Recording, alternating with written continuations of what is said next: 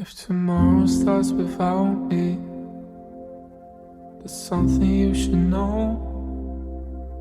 While I hold you close, never let you go. Hello and welcome to The Broken Pack, a podcast focused on giving sibling loss survivors a platform to share their stories and to be heard, something that many sibling loss survivors state that they never have had. Sibling loss is misunderstood. The Broken Pack exists to change that and to support survivors. I'm your host, Dr. Angela Dean. Today I'm joined by Amanda Miller. In January 2024, Amanda lost her younger sister, Shawna, who was 3 months pregnant, and her nephew, Jett's father, all in one sudden car crash. She's here to share Shawna's story and to make sure Shawna's name keeps being said. Take a listen.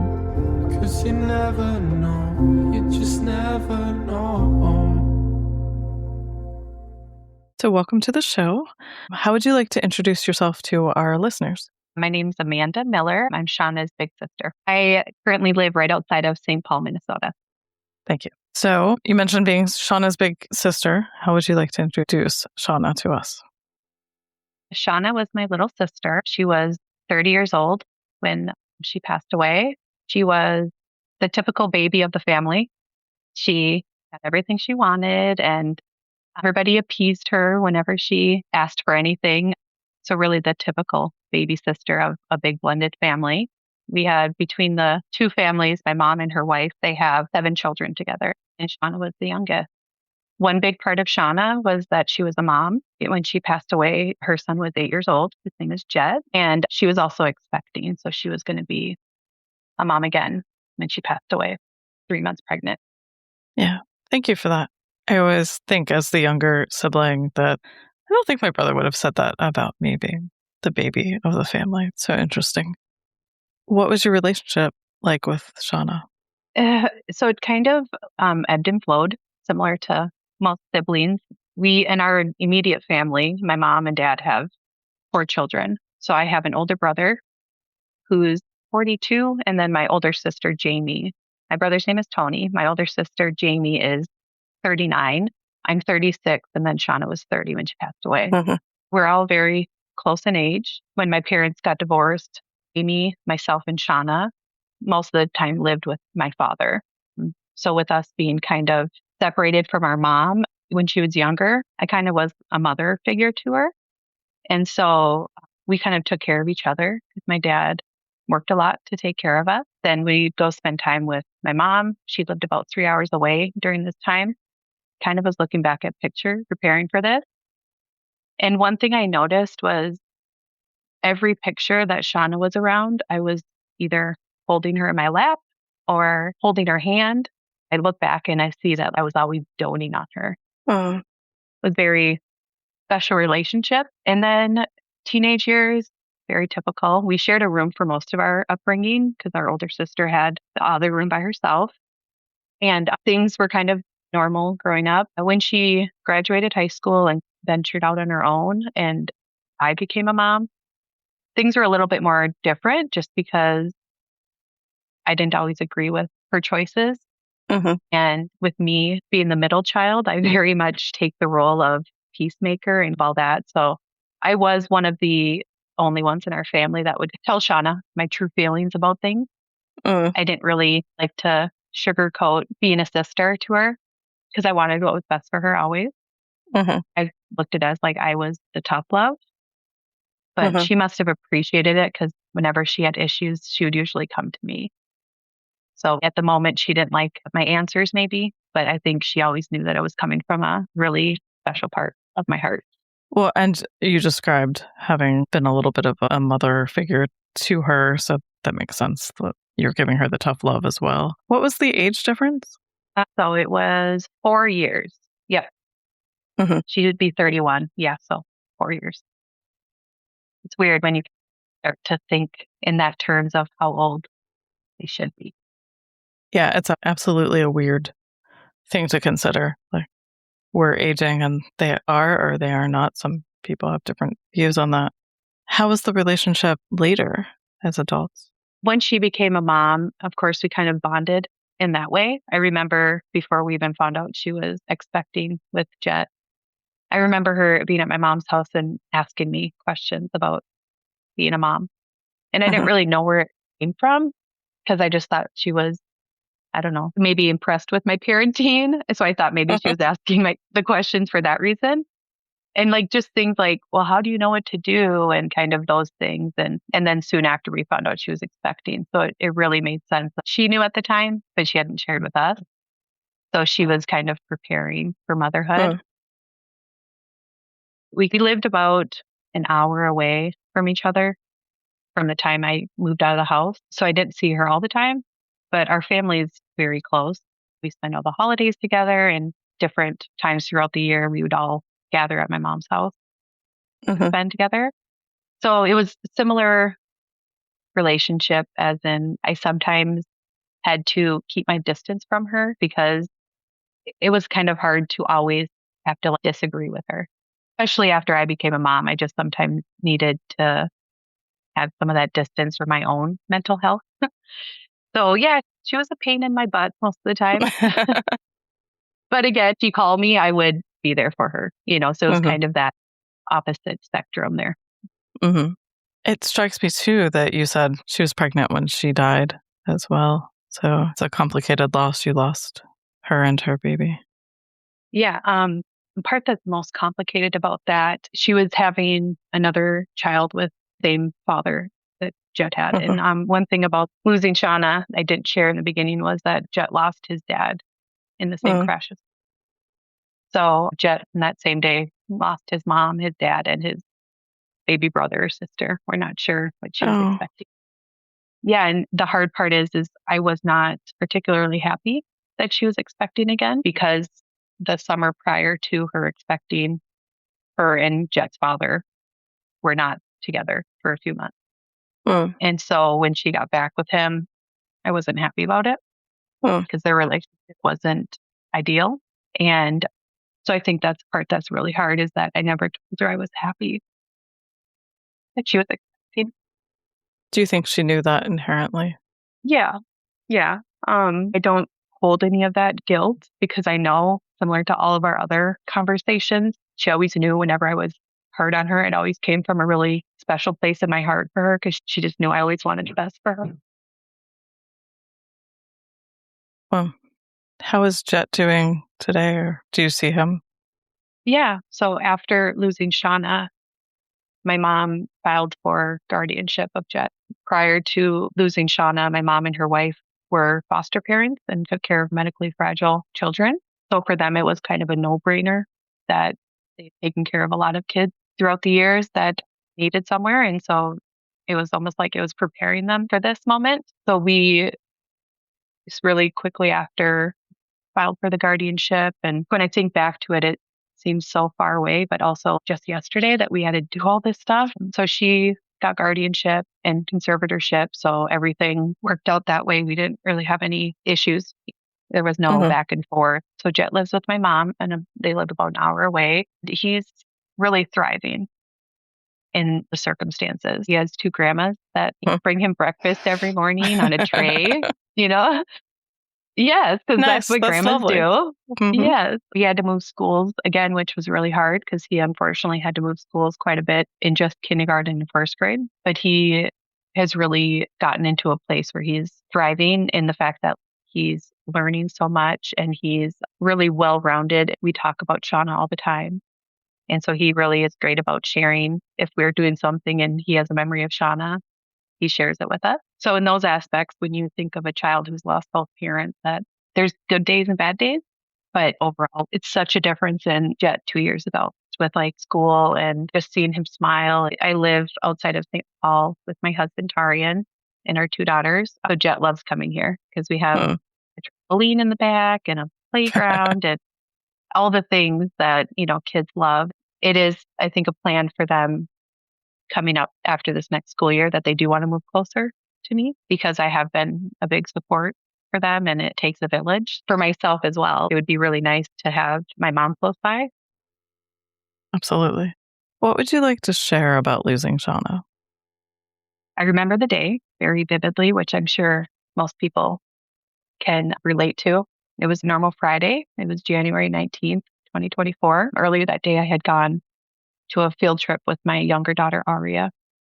And then we left school early because my girls both had dentist appointments. And so we did that. And then we had gone to Target, which was in that same parking lot.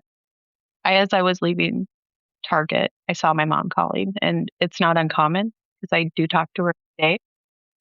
And so I pulled over in the parking lot and answered the phone, and it was on speakerphone in my car, which is normal again because I talk to her often and she likes to talk to her granddaughters. And I just remember her saying, Shawna's dead. Oh. And she said she got into a car accident and her and Darren are dead. And right away I asked, where's Jett? Because at this time it was 3:30. So I didn't know if it happened like on the way home from school. Jett was at school because it had happened about 3 hours prior. But because the severity of the crash, they weren't able to get her ID or anything out of the car. So when they notified Darren's parents, because they are the owners of the car, they shared that it was Shawna. So then they were able to identify her that way. One thing about finding out in the car that day, when I think back to it, I remember hearing a scream. Uh-huh. For many months, I thought it was my daughter, my 10-year-old. There was a time after that we were talking about it all as a family. And my stepmom, Dawn, she said, Amanda, that was you that screamed. Yeah. And I don't remember that. I just remember hearing it. So we got off the phone and I'm in the parking lot of Target and called my husband because he was at home and he was going to come pick me up, but we weren't far from home. So I drove home and I knew I had to start packing to go to my mom. So yeah, it was that moment of shock. I still drove home, not really even understanding. Uh-huh. I got home and already about 30 minutes later, it was already on the news. And there's a picture of the crash because I had called one of my close friends and told her. And right away, when she looked it up, she found it. It's almost like they waited just for my mom to find out and then they put it out for everyone to see. Mm-hmm. A couple things strike me about that is, I won't say most of us, but most of the people that I've talked to, including myself, you get that news and then you have to share with your family members, right? But your daughters heard it at the same time as you. Yeah. I wonder if you were trying to navigate how they were also dealing with this horribly shocking news. I don't even remember even talking to them after that. I think once I got home, my husband took that over because I just went we had a third bedroom at our previous house and I was trying to, from the laundry, just gather clothes. And I was hyperventilating and I'd never had a panic attack before that day. But I just kind of sat there knowing I had to hurry up and pack so I could get to my parents, but also not wanting to be there. There was that pull of like, I know I need to go, but I didn't want to have to deal with that. Yeah. Because I knew that would be really hard. Mm-hmm. In the grief counseling class that I teach, I was just talking to them about the role of media in some of these tragic accidents. And there is a movement to work with the media to handle this a little bit more gently. And it sounds like, unfortunately, that wasn't your experience of your sister's death. Yeah. Usually in my family, I'm the one who is the caretaker for people. And so I'd ask my mom who's going to call my dad because he lives alone. And he's about 2.5 hours from me and about an hour and a half from my mom and my brother who lived right by each other. And then my older sister lives in Georgia. So thankfully my brother called my dad because I could have made that call. So I packed everything and my husband brought us over there because he knew I couldn't drive. It's an hour drive. But yeah, it took a while. I didn't get over there until probably almost 3 hours later, just because I couldn't pack. I couldn't think. It was just that moment of know what you need to do, but like your body is not moving. Uh-huh. And then people were calling me because my dad's from a really small town, and he got the call when he was at the bar having his happy hour on a Friday. And so being in a public place, everybody found out really quickly, Uh-huh. which is okay because, again, I don't think my dad would have been able to share that news with anybody. So he was able to just, get in the car and go. And then there's people that were able to kind of share with his extended family. We'll be back after a quick break. Do you wish you had a place where you could talk about all of the things in midlife that nobody says out loud with people who have both experience and expertise?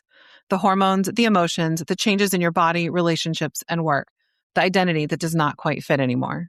Messy Midlife is 3 naturopathic doctors and 1 therapist having the unscripted, unfiltered conversations about all of it. We explore the strange, powerful transformation hiding inside as we navigate finding ourselves again and letting go of what no longer fits. 0 filters, 0 pretending, 0 apologies, 100% real. Join us for Messy Midlife anywhere you listen and become a part of our community.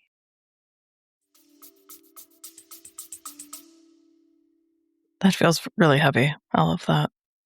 Traumatic, sudden loss for sure. Yeah. And then we had to figure out how to get my sister from Georgia, all in the same whirlwind of emotion. This was Friday and she was able to get here Sunday morning. So it was very quick that she was able to get here. She was an organ donor, so we had to speak to them about that stuff. We had to talk to the medical examiner, all these things that had to happen. And it was happening. Never thought of it that all these things are asked of you the moment you lose your person. And my mom couldn't do it. And so I was put on the phone with everybody. So to protect my mom, I kind of took over, but it was just to protect her. I was willing to do that, but it's also, I wish it could have been a different sibling. It's interesting because a lot of people I've talked to, both on this podcast and in my professional work, it is oftentimes the sibling that is making these decisions or doing some of those logistical things. And I think it's partly we want to protect our parents, but it can delay your ability to process what's happening.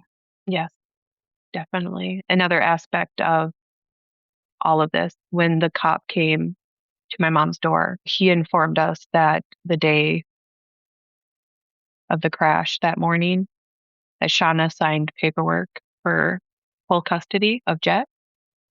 We didn't know that. So they were asking a lot of questions surrounding the relationship because of what happened that morning. We all had the same questions. We didn't know what happened. We didn't know where they were going. We didn't know anything. We just knew that Jett was dropped off at school and then they were traveling east on Highway 7. And that's all we knew. My mom was able to ask Darren's mom if she knew where they were going, and they were going to pick up her vehicle from the shop. Actually, we didn't know that at that time because all we had heard from her was that Shawna's vehicle was not at the house. And so we were like, well, where would her car be? And so we mentioned that to the detectives that had reached out, that we didn't know where her car was because that seemed weird to us, that she was riding with him and then her car wasn't at the house. We just didn't know where her car was. Jett had been picked up from his other grandparents, Darren's side of the family, from school. And so he was with them in this day. And they had shared the news with him, what happened to his parents. So the next day, after I'd found out that she had signed paperwork, I have a legal background. And so I very much was interested in finding out more about what the detectives had told us. So I tried to search and I was able to find the attorney she was using. I didn't really sleep that night. I slept on the couch by my mom and neither of us slept. So I woke up early and I called the attorney that was representing Shawna because I needed to know what it was that she signed that day and also to share with him that she was gone. I didn't know if he was expecting to hear from her. So we found out that news. And then the next day when we went to go pick up my sister from the airport, my dad rode with me because I needed to get my vehicle because my Mhm. husband had dropped. And while we were driving, we knew that Shawna had a Buick, and I knew that there was a dealership right off the highway. My wheels are always turning. It's just kind of my personality. So I told my dad, I said, if we pull into this parking lot at this Buick dealership, because we knew that's where she had got the car, Mhm. I was like, if we see her car, would you know it was hers or not? Because it was a newer vehicle. She hadn't been driving it for long. And he said he would, because the summer before losing her, she bought a house in my dad's hometown. So he was very familiar with her car. And he knew there was like a little scratch on a certain spot. So we pulled in, and right in front was her vehicle. So then we started putting some puzzle pieces together and figured out that they were on the way to pick up her vehicle from a shop. Mhm. Are you an attorney? No, I work in a corporate law firm. I'm a paralegal. Got it. So you know enough about the law. I do, yeah. And it's just my mind goes always to those things. So I look up things often. I Mhm. kind of go that route a lot of times. And so I did call the detective and let him know that we found her car Mhm. because I didn't know if they had a search out for it, or I wasn't sure. I just didn't want them to put any resources when I kind of did the work. Right. Yeah. Sounds like you're very much a problem solver. Yes. And also in grief, we want to have the answers. So that sounds like that was helpful. Yeah. I remember with one of your recent interviews, you talked about the different kind of grievers, Mhm. and very much resonated with me because I'm very much like a doer, Mhm. but also emotional. So I'm kind of the hybrid of the two. The blended grieving style. In that week, there was a lot to do. You said that you went into all of the logistical, calling everybody, doing all of the things. But how was that week? Yeah. It was the worst week of my life for a lot of reasons. I took work off. My kids stayed at my mom's and took school off. My husband stayed home so he could work, but that was also a comfort. Mhm. And so, as much as I wanted to be with my family, I really wanted to be at home with my husband. We've been together for 20 years, so it's very much a comfort at this point. Mhm. So there was many times that I would just go into the other room and just call him because I just needed to be away from the family because it's a lot. Mhm. As you know, everyone grieves differently. So it was tough because some people choose to drink to help grief. And then there was just like a lot of the logistics that I was tasked with. We had to drive out to the funeral home, which was about 2 hours away from my mom's house. And we had a call for flowers, and we had to meet with the church, and we had all these things. Of course, it's my mom and dad's decision on stuff, but a lot of times they look to me for answers. Even at the funeral home, my dad, whenever he would make a decision, he'd always look at me and be like, "Do you agree?" And I'm like, "Yes, Dad." I was like, "You don't need my approval." Mhm. So it just was a lot of added pressure to Mhm. kind of take care of my kids, take care of my mom, take care of my dad, try to be there for my whole family. And at the same time, I was struggling. I don't want to make this assumption, so please correct me if I'm wrong. It sounds like with the blended family too, this was probably not a common occurrence where your whole family was coming together. Yeah, not a common occurrence. A lot of times, our family, my immediate family, and that's kind of who was at my mom's, was my mom and my dad's kids, Mhm. my step siblings, which I usually don't even call them that because my mom has been with her partner for 30 years. So we really Mhm. did grow up. They didn't come to my mom because they knew it was going to be a lot just for all of Mhm. us to be in the same house. And, it was during the middle of the week. So people had work and kids had school and all that. So we didn't really get together as a big family until we went to my hometown to stay at Shawna's house for the, because she still owned the house that she had bought. Mm. What was it like to be in her house without her there? It was really hard. I had only been there two other times because she had just bought it in July before. So it only had been 5 months coming into her house and seeing her thing because she had been staying with Darren and Jett had moved schools, but the house was very much still filled with her stuff as if she was going to be coming back. I mean, her closet was full, her drawers were full. There's still food in the cabinets. Just to like be there with her stuff and her not be there. It was really tough because she loved that house.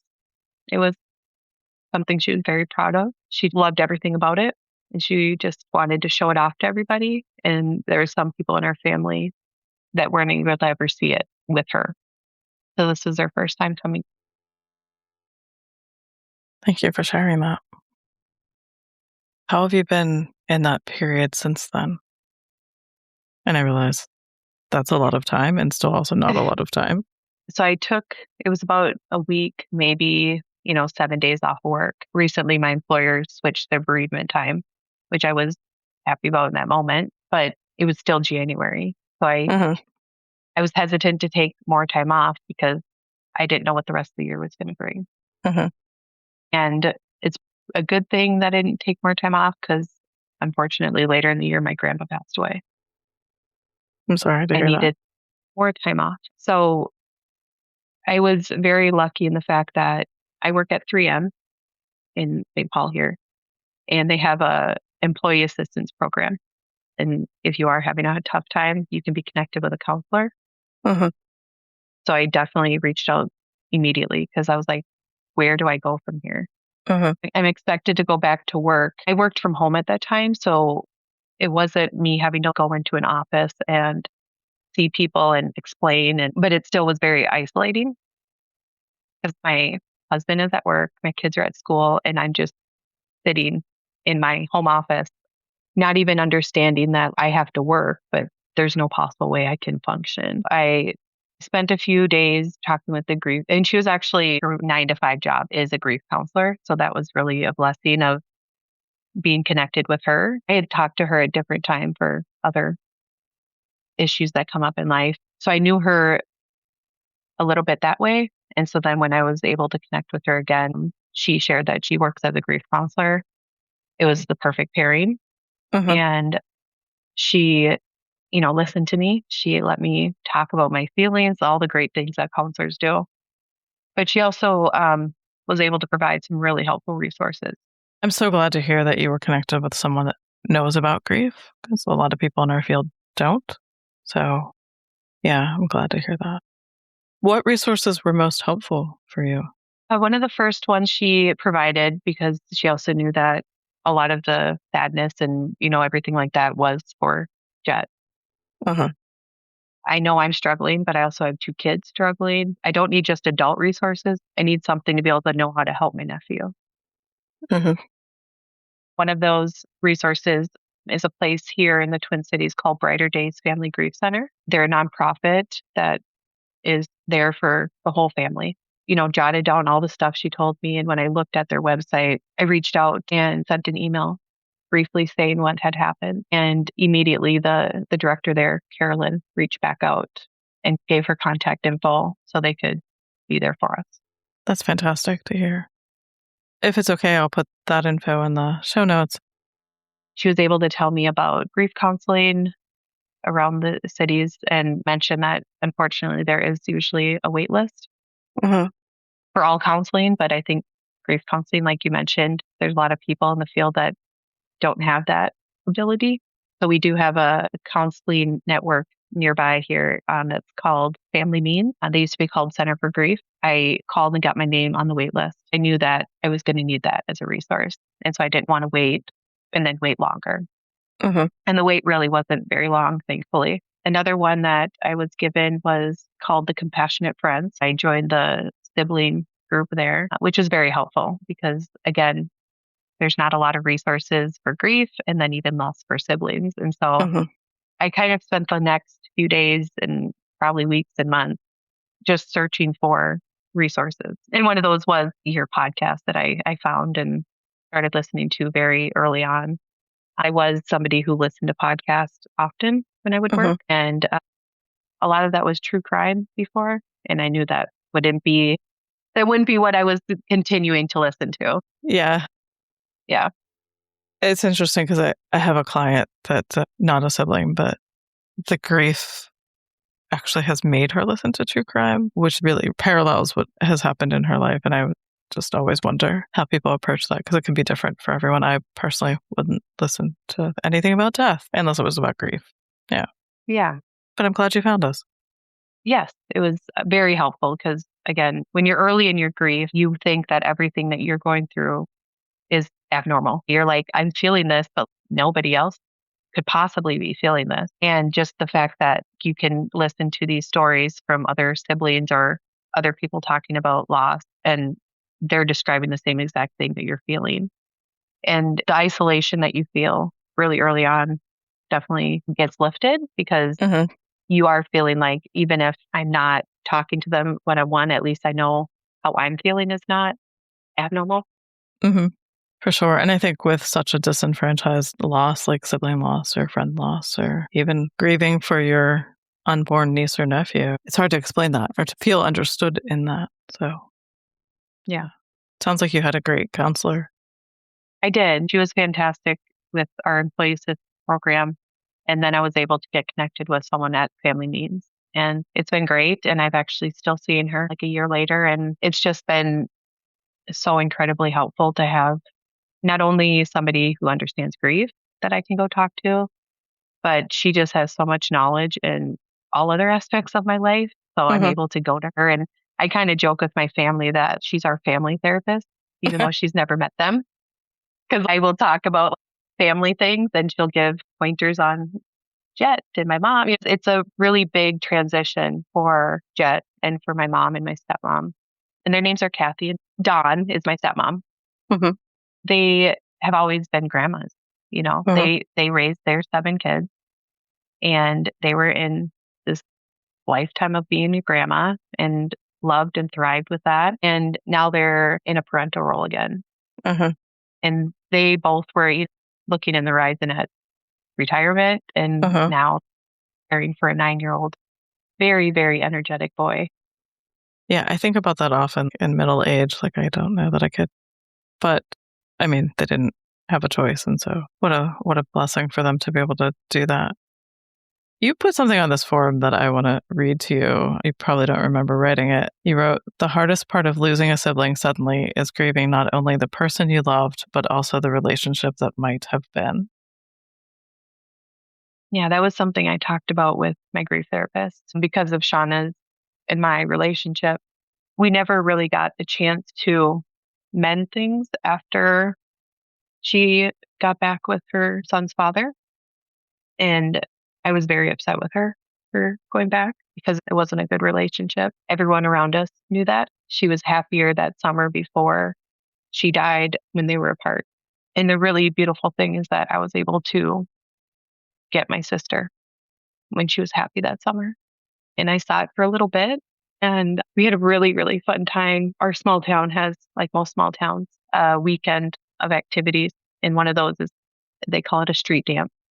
So they have a band that plays on Main Street. Everything's closed off and you have beer tents and all that stuff.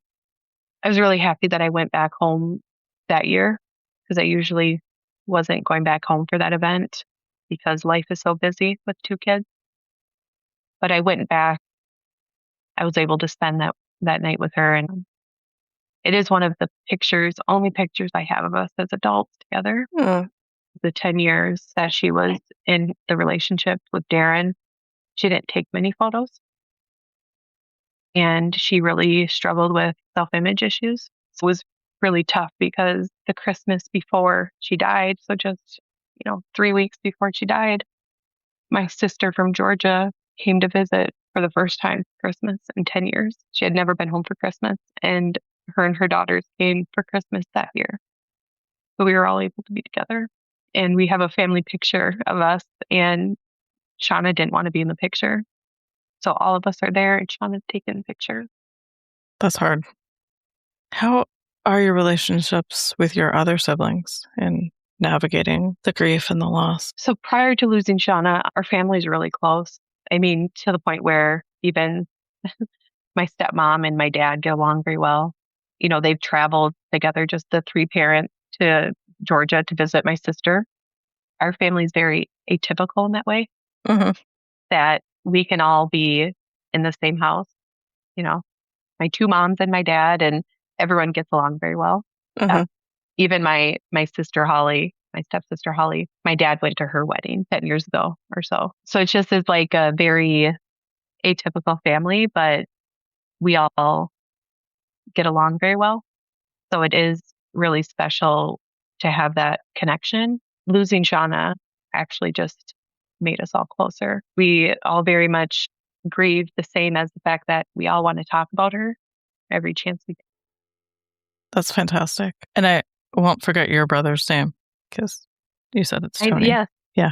I've listened to your podcast since I found it, and I've heard you talk about your brother Tony. And then it wasn't until you had a recent interview with another podcast that when you said it clicked to me.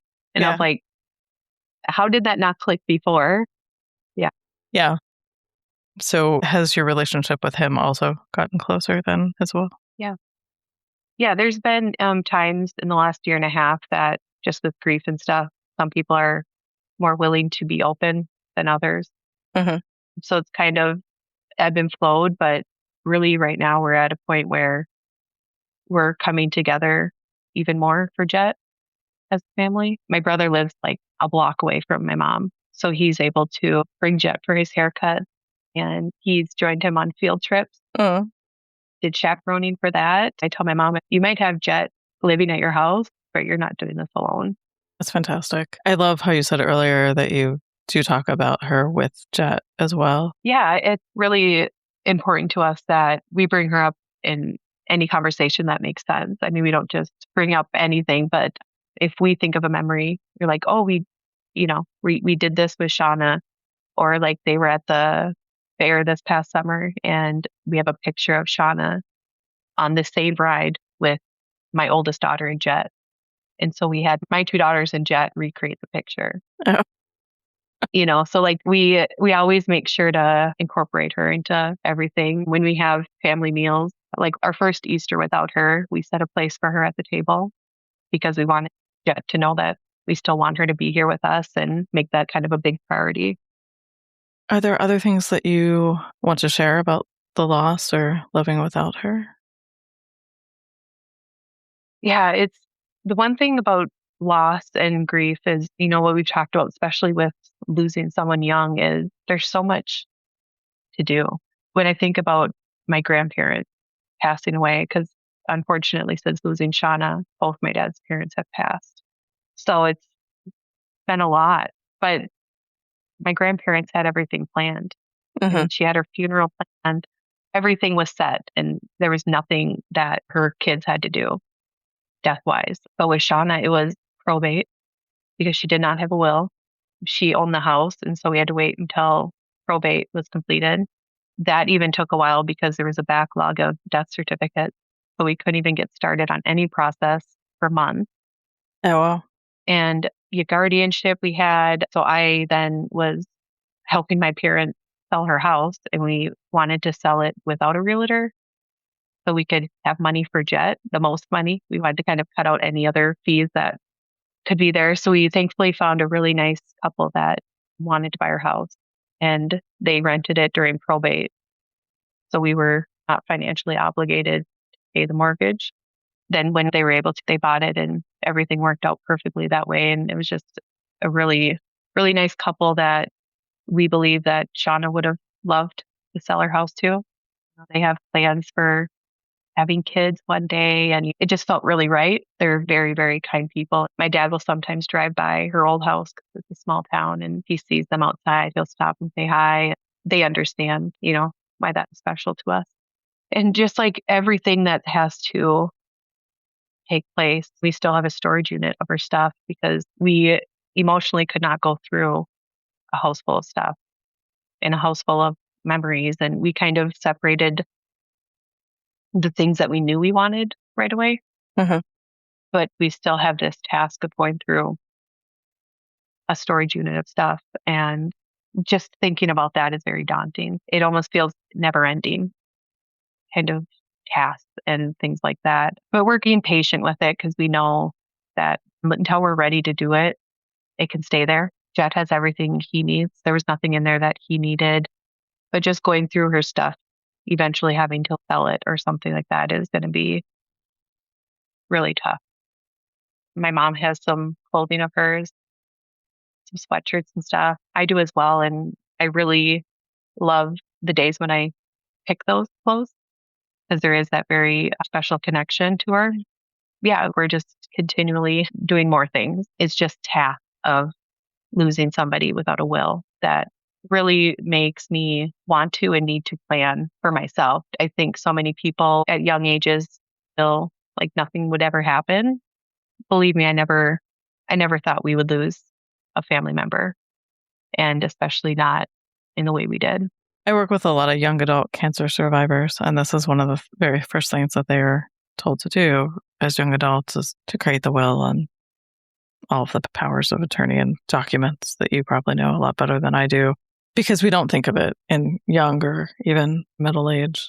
So I wonder if that has shifted how you think about things. And I know that you are also a paralegal, so maybe you did already think about that. So I never thought of that for myself. And I would push my dad, like, hey, like get this done for yourself. I think prior to losing Shawna, I was very like, I don't want to talk about death. And not that it was like such a taboo or anything like that, but it's morbid. You know what I mean? Think about my own death is scary and all those things.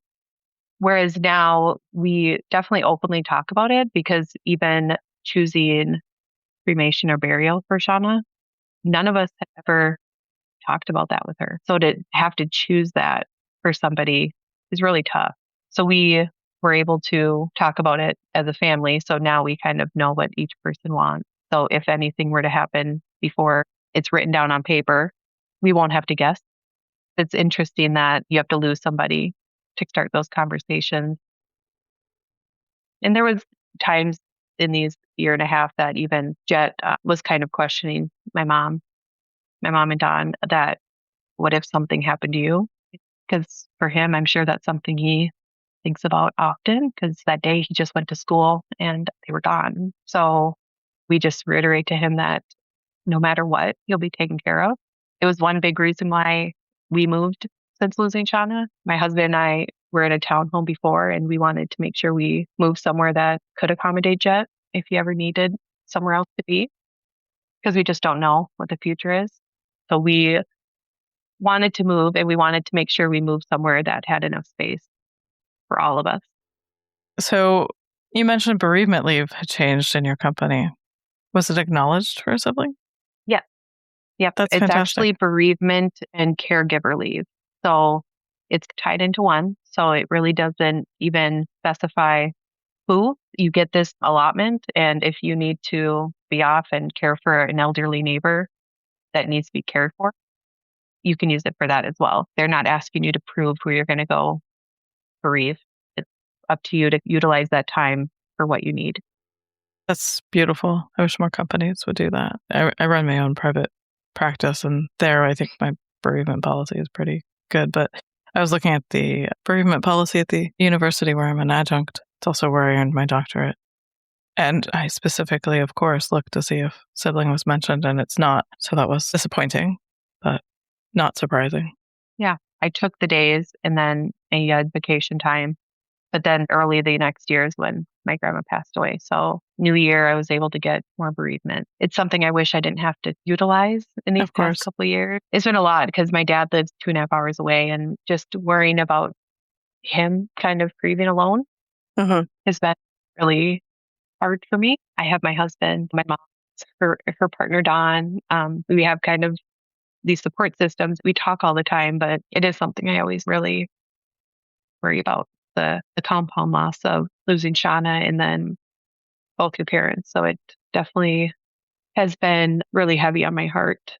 I'm a very empathetic person. And so I sit and think about how I'm feeling about things. And then I can only imagine how other people feel. And then I take that on. I'm very thankful for therapy because I'm able to go visit her once a week and unload some of that because it is heavy.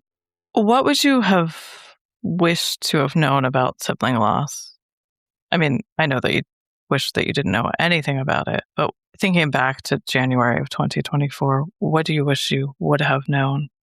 Or what would you want other people to know? One thing that really surprised me was the people that you think are going to be there for you are usually the ones who aren't. It was really eye-opening after losing Shawna. The people that you really thought would be closest to you and be there for you and kind of supportive kind of disappeared. A lot of it is because death and dying is not a fun topic, and some people just can't handle that, I guess. Mhm. So it's really surprising seeing who reached out and who didn't. Another thing is I know other people in my life who have experienced sibling loss with someone young. Although I know it was heartbreaking for them, I never realized how impactful it was every day. Yeah. I just wish I would have, not wish because you don't know what you don't know, but I definitely have reached out to those people differently Mhm. because unfortunately I understand. Mhm. I've been asked many, many times from people even my age, how's your parents? Mhm. You know, a lot of people ask me about Jett, which is very understandable, but many times in those same conversations that they're asking about my parents and asking about Jett, they don't ask how I am. Mhm. It's always surprising to hear that, but it's so common. Yeah, I almost have to just tell them how I'm feeling because they won't ask. I joke that grief is like a part of my identity now. And whether it's fun or not, I bring up Shawna whenever I can. Mhm. There's been many times where I've met people and walk away and I'm like, okay, I just trauma dumped on them. And it's something that comes organically and then they hear everything. It is mostly because it's such a big part of my life. Mhm. It's one of those things that I never knew that losing someone like this, because of course I've lost grandparents, but this feels very different. Mhm. And I didn't know that every morning I wake up and think about it. Every night I go to bed, I look at her picture because I have a little area in my house that's dedicated to her. And I always say goodnight to her. It's just the part of grief that you don't realize is so intertwined in every moment of the day. And even if you're going to therapy and you're working through things, it doesn't take away grief, doesn't take away the pain. I don't cry every single day, and I can talk about her a lot of times without crying, but that doesn't change the pain. That's a really good point because grief does last forever, but it looks different, sometimes moment to moment. I love that you say goodnight to her and have that space in your house. Oh, what a way to stay connected to her. Yeah. And everybody's kind of done that in their own individual houses of my family. For Father's Day, I found a picture. I was sent one from my cousin at her wedding, Mhm. Shawna and my dad together. I had it blown up on a camera. My brother, for his birthday, asked for pictures of him and Shawna. It kind of reminds me of the movie Coco, where they have the family on display. I want my kids to know Mhm. that she's going to be a part of our day life. I want Jett to know that Shawna is really important to us. And I don't want to put her behind a closed door and pretend like she never was here. It's my mission now that people who didn't know Shawna will know her name, and the ones who did know her won't forget her. I want to continue my relationship with her, and I feel like I have Mhm. just through my own change in spiritual feelings of things. I feel more connected with her now than I ever did because I feel her close to me always. When I wear her clothes, everything feels very close. And although I wish we could have had a different relationship before she passed, there's no doubt that she knows. Mhm. I love that you're actively having that relationship with her now. I do think the clothing is not for everybody, but I know I have a couple sweaters of my brother's and I will wear them when I feel like I need a good hug from him. So, yeah. And it was really special. Now, the style for teenagers is going back to the same style when Shauna was a teenager. My niece, who is the same age now Shauna was then, she was able to go through her clothes at my dad's house. And the same things that are in stores right now, she was able to just take out of a box at my That's dad's lovely. house. So it's really special and they feel more connected with her.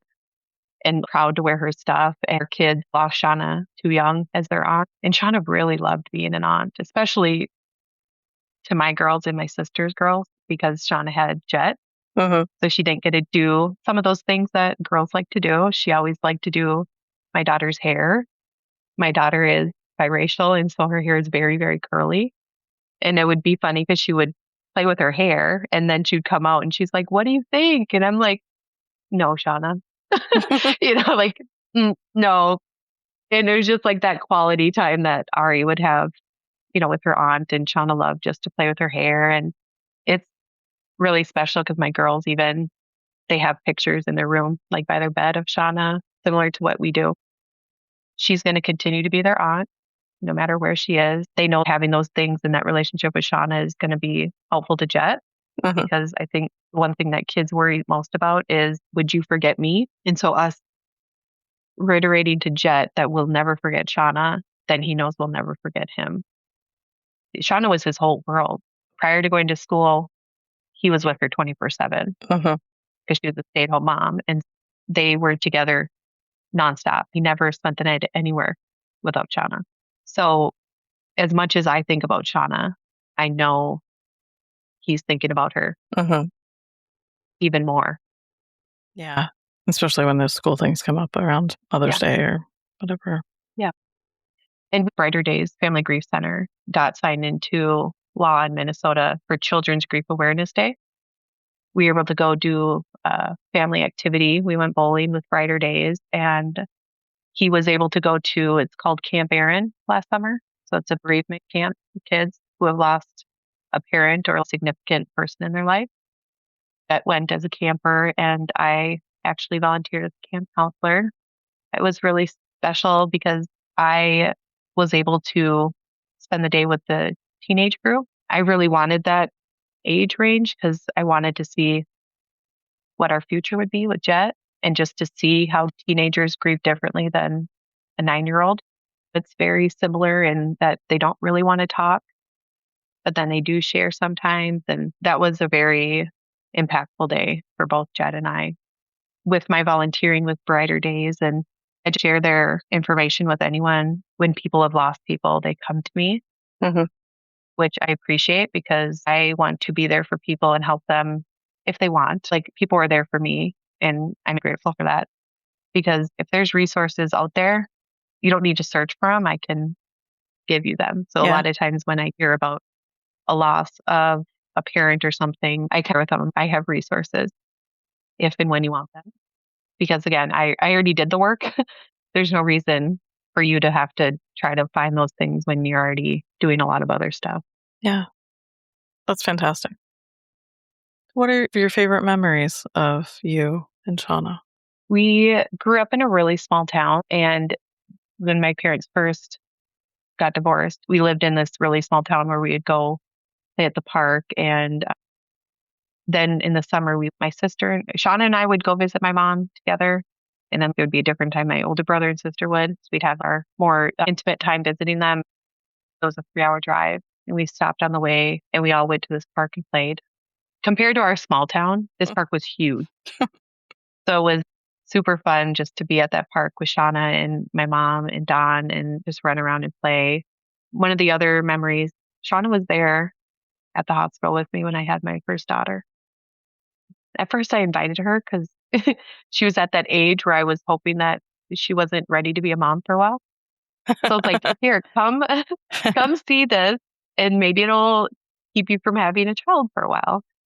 But it was just such an amazing thing to see her like spring into action. She wasn't scared of anything. She probably would have been a really, really good labor and delivery nurse. I thought she'd be scared and everything in that atmosphere, and she thrived. She wanted to help me, and she wanted anything I needed. And I was like, Shawna, you're good. We have nurses for these things.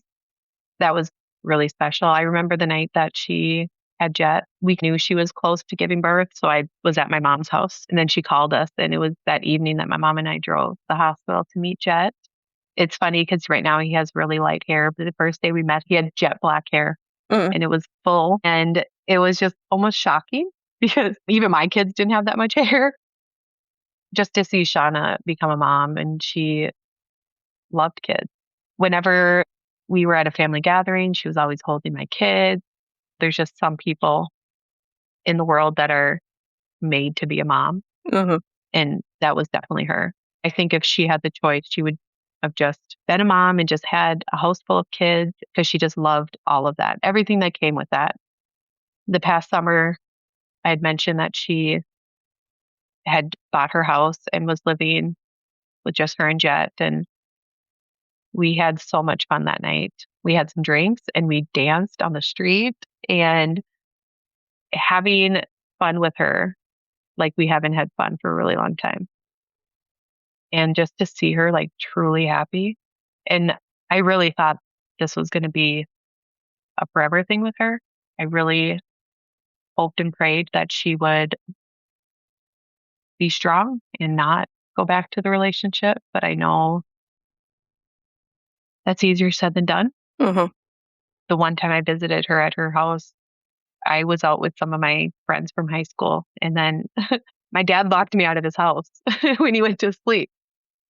So I called Shawna, and she lived close by. And I was like, Dad locked the door. I was like, can you come pick me up? So she came in the middle of the night to come pick me up. And then we just sat at her table, and I had some food and that she had made earlier, and we just visited at her table. Those are the moments of siblings. We were talking about everything and anything, and we were just there together, and it was just a really special moment. So that part's hard for me, that we had such good moments during that time. And then I wasn't able to get back to that before losing her. Yeah. What a beautiful set of memories, though. Well, thank you for sharing, and thanks for introducing us to Shawna and yourself today. Thank you. I really appreciate the opportunity to share about her. Thank you so much for listening. Our theme song was written by Joe Millwood and Brian Dean and performed by Joe Millwood. The Broken Pack is more than a podcast. Visit thebrokenpack.com to sign up for Wild Grief, our newsletter, and to explore everything else we're building. If today's episode resonated, you can send us fan mail or support the show using the links in the show notes. Information on Wild Grief, our social media, resources, and our guests can be found wherever you get your podcasts. Please like, follow, subscribe, and share. Thanks again. Oh, you never know, you just never know.